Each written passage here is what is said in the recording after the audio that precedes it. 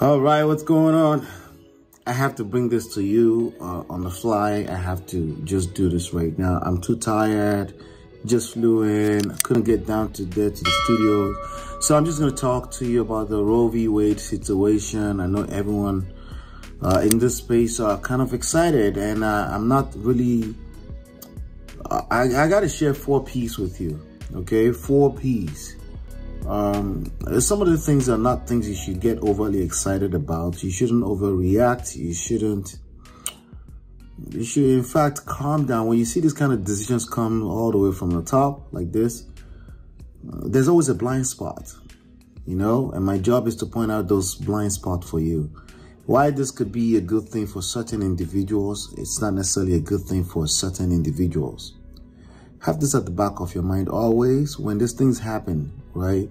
Especially gentlemen, especially you gentlemen, need to calm down with getting reactive, getting overly excited about certain things that maybe align with your ideologies. I've always told you that your obsession with your ideologies is not always it's not a good thing ever, actually, you know, because it just tells us more how disconnected from your blind spots you are. We all have a blind spot. We all have this thing that we believe in, right? Our belief system, something we're passionate about, and that's okay. Something you stand for. But there is, you know, there's a fine line. There's some kind of there's a place where you get to that can become your downfall, okay? Because the devil is always going to come from the blind spot, never from a place where you feel confident that you got it covered. He's going to look for a place where you don't have cover, and this is one of those situations. So I want to share 4 P's with you, that what this Roe v. Wade things could represent for you, represent for you. It's not an absolute like everything else, just something you want to pay attention to, right? Personally, I think the Roe v. Wade overturn is more about these 4 P's. The first one is population, okay? It's going to be an increase in population. Nations, okay? Nations can be wicked.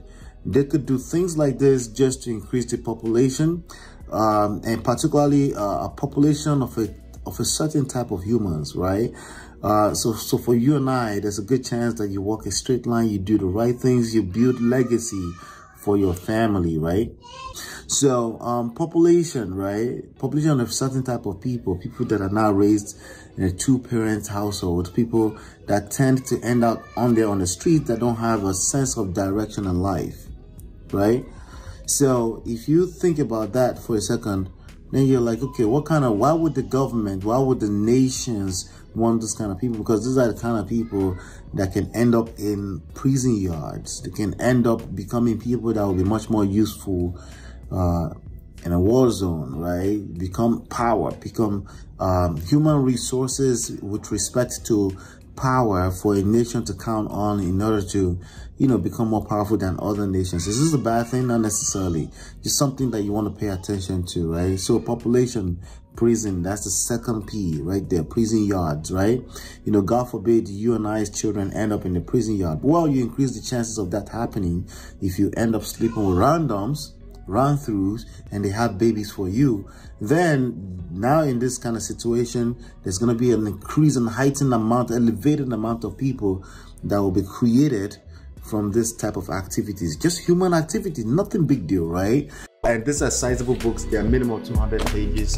You can download them absolutely for free by simply going to, for example, this one, you just go to getmymarriageback.com, smartrealestatewholesaling.com, realestatemoneysecrets.com. So yes, I am a 3-times author. Those books are out there for your consumption, and they are also available everywhere on Amazon, anywhere that you pick up books. So in case you prefer a physical book like that. So the third P here is power. So it goes back to power. Power for a nation. Power for the powers that be, the elites, right? Because again, think about it. Where is the inner cities created from, right? What kind of people end up being homeless on the streets, right? And then no matter what color, right? No matter what race, or, you know, what kind of people end up being on the streets. These are the kind of thoughts that you want to think about. So what does this represent on the flip side of things? We all think this is about moral, not me, but you think this is about moral. None of this stuff is about moral. The politics Another P is never about morals, okay? No matter how much they paint it out to be about morals, right? If you think it's about morals, that's because you're the sucker in the story, okay? It's never about morals. It's about power. Politics is always about power, okay? And this is something you have to keep at the back of your mind. No matter how much it aligns with your morals, you may say, hey, yes, I don't care.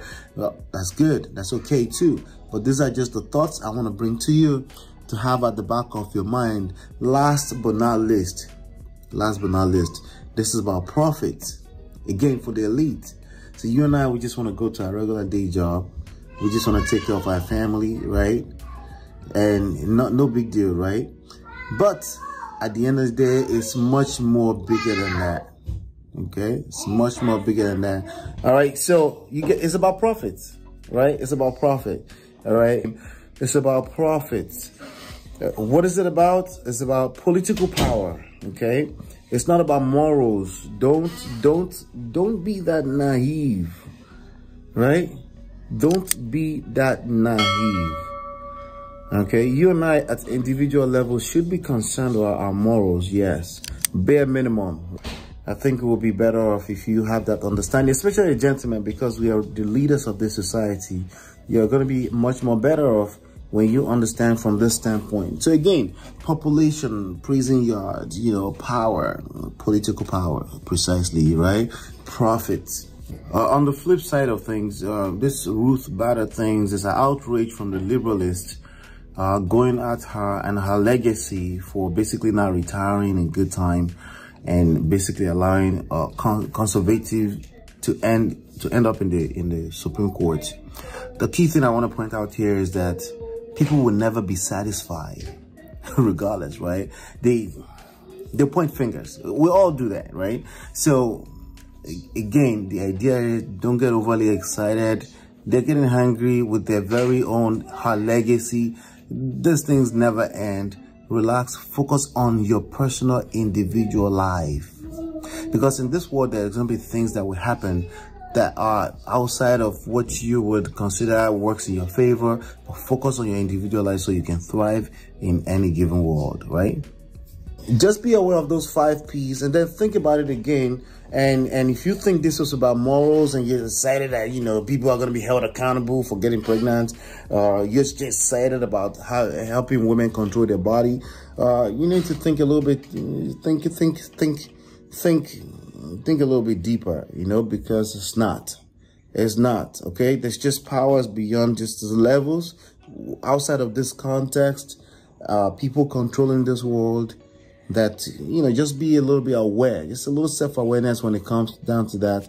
At the end of the day, this could be a good thing for certain type of people. It's not necessarily a good thing for certain type of people, either men or women. I'll see you on the next one.